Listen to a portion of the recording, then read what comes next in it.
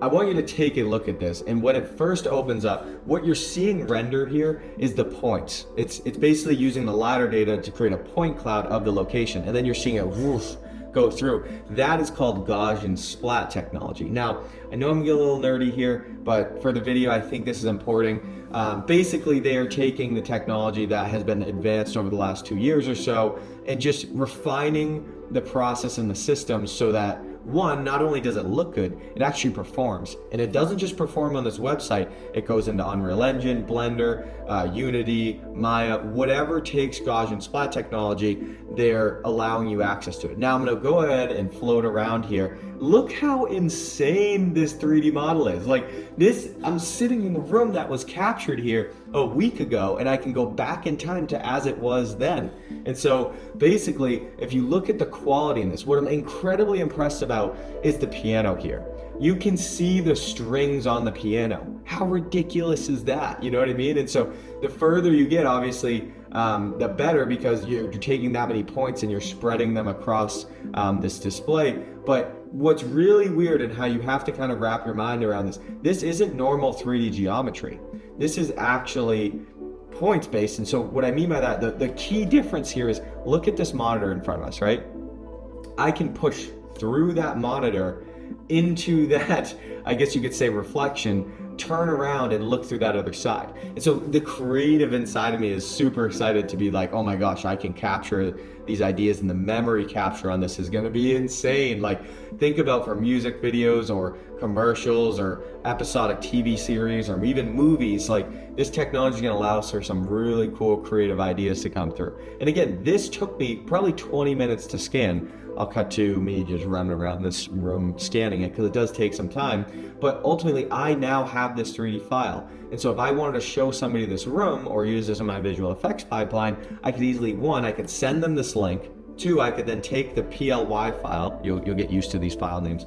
Basically, think about it as like an OBJ and FBX. Or if we want to go even more, think back to this a little bit more, is think of when the JPEG was first created, when we first were creating PNGs. That is the idea, .png, .jpeg, or .mov, .mp4. This is now .ply, so it's a poly file. LCC, or Xgrids, they've created their custom file called LCC file, because they're doing some weird magic here that you otherwise wouldn't be able to get. I mean, the quality on the reflections of the material here with the metal, you're getting the piano, the ivories there, and then even down low, like I even scanned down low here to show you how much of this area can get, even on the ceiling. You know what I mean? You're looking at this space as if it was a true 3D model. So I know I'm repeating myself here, but I just get a little bit excited about this technology, the implications of it, historic capture. I mean, look at the stuff that we could do in nature. I mean, if you start scanning the digital world, sorry, I'm getting confused here. If you start scanning the physical world to then digitize the world, you know, we can go back in time and look at what those locations look like. And so on this small little device, you know what I mean? It's pretty freaking impressive. And so the difference between these two, although they're pricey, I think the more people have access to this technology, the more information we can gather, we can scan. And NVIDIA really wants to build almost like a digital twin of locations and worlds so that we can simulate the future inside them.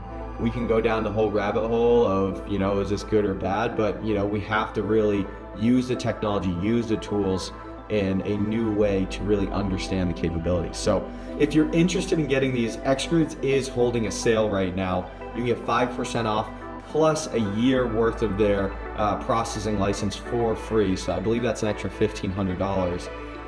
But if you place an order before, I believe, end of September, you'll get that entire year for free with that 5% off.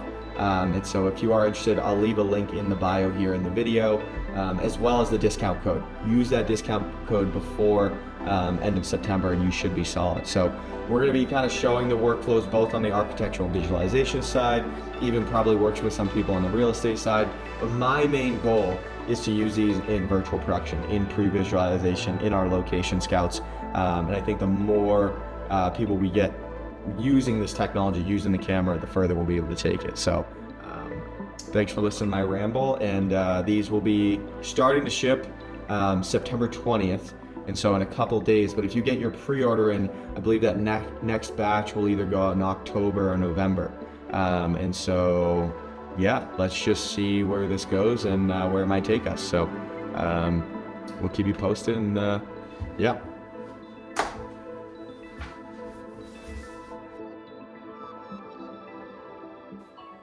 And that's the capture. So I think that was roughly like a 20-minute capture.